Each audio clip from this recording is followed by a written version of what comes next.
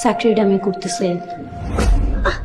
ফাতেমা চালাকি করলি, বল কবে যাবি, কবে যাবি ভাই? স্যারেন করতেছি। নাটক করছে আমার না? 3 দিনের মধ্যে যদি তুই বাড়ি থেকে না যাস, আমি তোর কোনো কিছু একদম মারে তোরে তো ভাবতে না, আসাদের সাথে ভাবতেছিস না।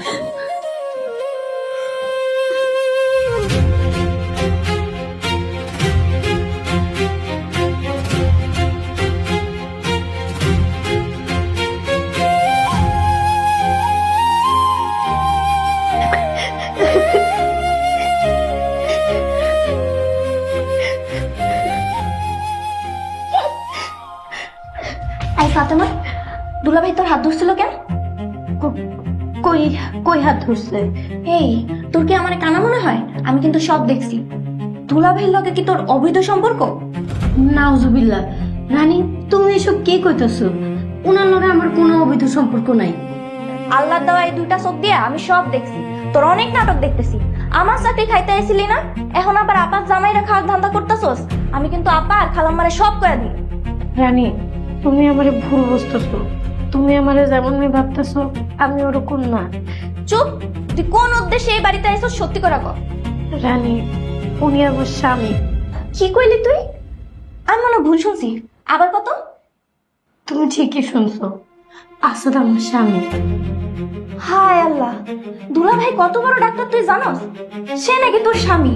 কামের বেটি কয় কি? এই, তুই কি পাগল হয়ে গেছস? রানী বোন, আমি তোমার চাকরি খাইতে আসিনি। আমি এসে আমার স্বামীর একটু কাছে পাইতে, ওনারে বুঝায় বাড়ি নিয়ে যাইতে। তুমি আমার কথা দাও বোন, এই কথাগুলো তুমি নিজের মধ্যে রাখবা, কাউকে কোনোদিনও করবে না। কথা দাও বোন। বোন ডাকছো না? যাও, কথা দিলাম।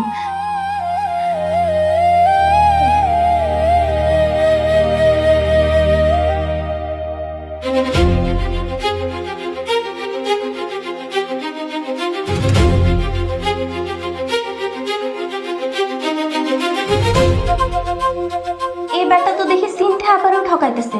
এই শয়তানটারে জেলে ভরা দরকার। এসব তুমি কি কইতেছো?